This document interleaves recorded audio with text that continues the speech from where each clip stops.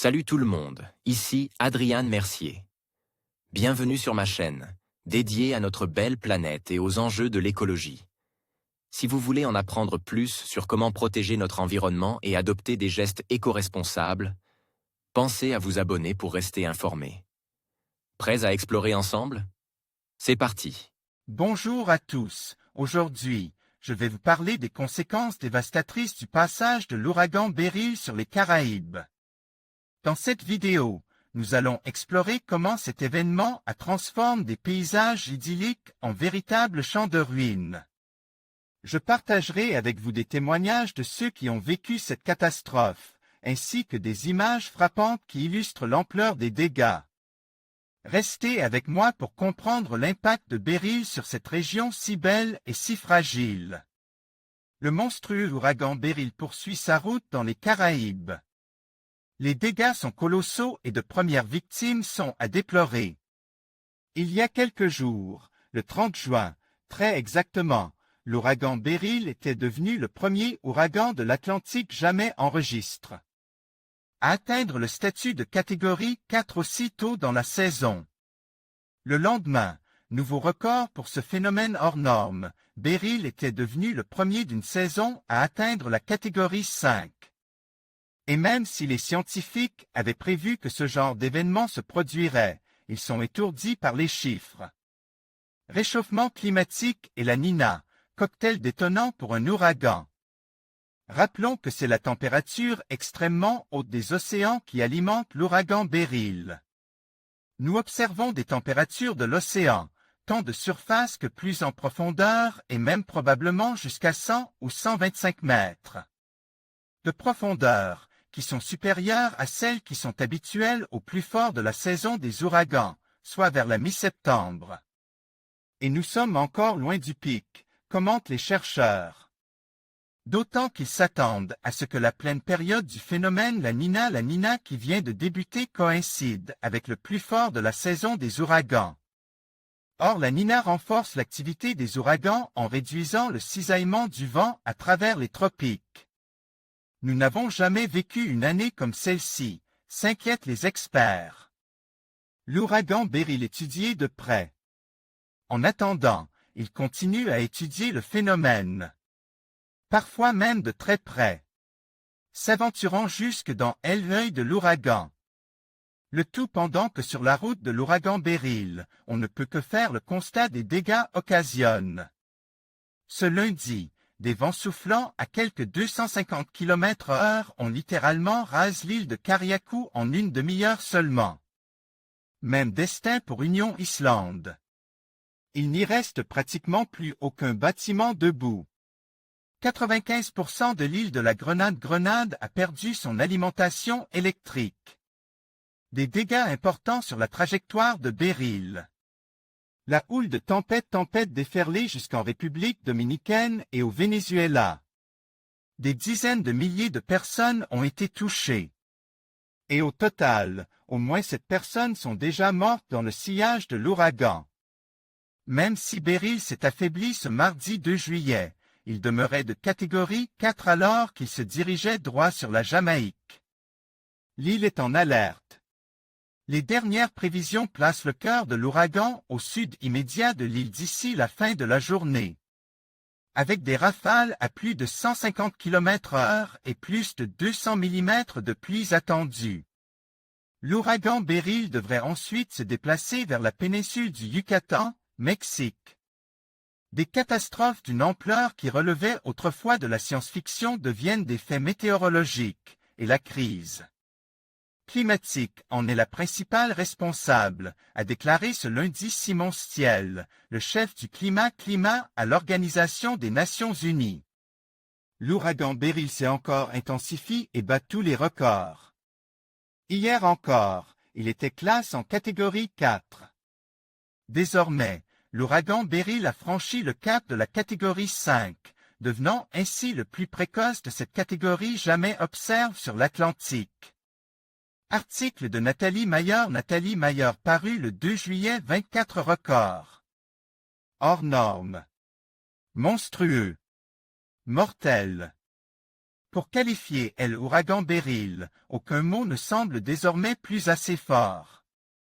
Sur les réseaux sociaux, les images partagées sont impressionnantes. Notamment, pour l'heure, celle proposée de l'ouragan vu du ciel. Quelques images montrent aussi la violence avec laquelle il a déjà balayé quelques terre-terre.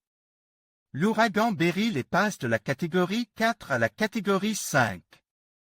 Selon le National Hurricane Center, États-Unis, Beryl est maintenant à classer parmi les ouragans de catégorie 5, sur une échelle qui ne compte que 5 catégories. Susceptible, donc, de déclencher des vents à plus de 265 km/h. L'ouragan Beryl entre ainsi dans l'histoire comme étant l'ouragan de cette catégorie le plus précoce de l'histoire. Le précédent détenteur du record, l'ouragan Emily, avait atteint la catégorie 5. Un 17 juillet. Concernant Beryl, les experts rapportent même que, protégé par une poche d'air humide, il est toujours en train de s'intensifier. C'est, peu ou prou, ce que le consensus scientifique annonce dans le contexte de réchauffement climatique anthropique. Des ouragans non pas nécessairement plus nombreux, mais surtout plus puissants.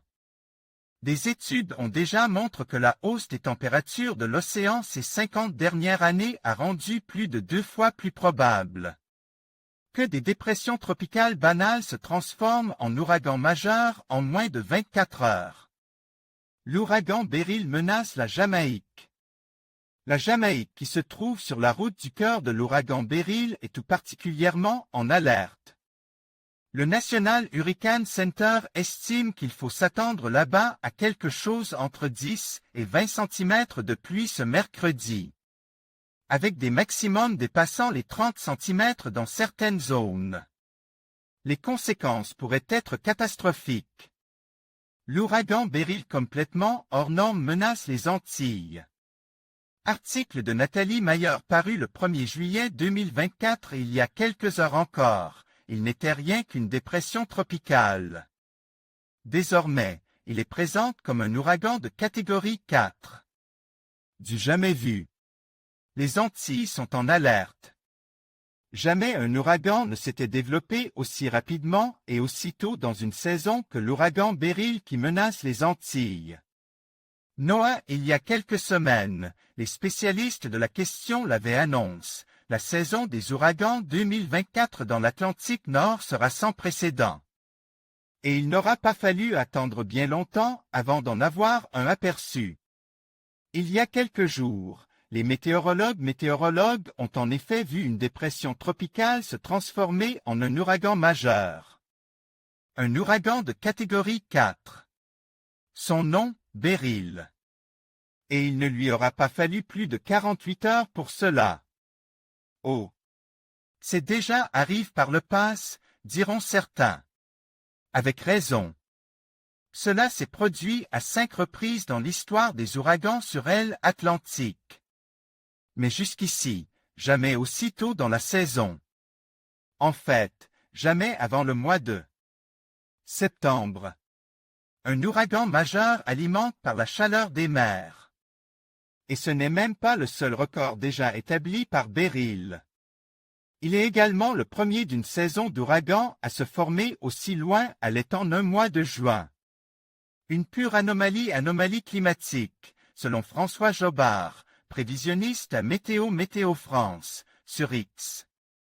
En cause, très vraisemblablement, les températures extrêmes, entre 2 et 3 degrés C au-dessus des normales, qui règnent sur les océans du monde depuis plusieurs mois maintenant dans le contexte de réchauffement climatique anthropique.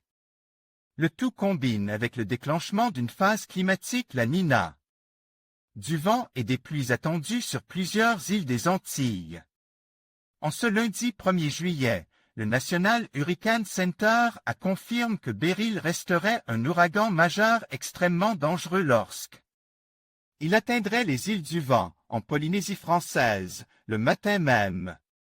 Des vents potentiellement catastrophiques, des pluies torrentielles, une onde de tempête possiblement mortelle et des vagues. dévastatrice était attendue au passage de Beryl, avec un risque le plus élevé pour Saint-Vincent-et-les-Grenadines et la Grenade. Des vents à plus de 200 km/h sont attendus. Et l'ouragan ne devrait pas faiblir en traversant la mer des Caraïbes dans les jours qui viennent. En conclusion, le passage de Beryl laisse les Caraïbes dans un état dévasté, transformant des paysages idylliques en véritables champs de ruines. Les conséquences de cette catastrophe naturelle sont dévastatrices, tant sur le plan humain qu'environnemental. Il est crucial que la communauté internationale se mobilise pour apporter aide et soutien aux populations touchées, afin de reconstruire et de redonner espoir à ces régions durement éprouvées. Ensemble, nous pouvons contribuer à la résilience des Caraïbes et à la renaissance de leur beauté.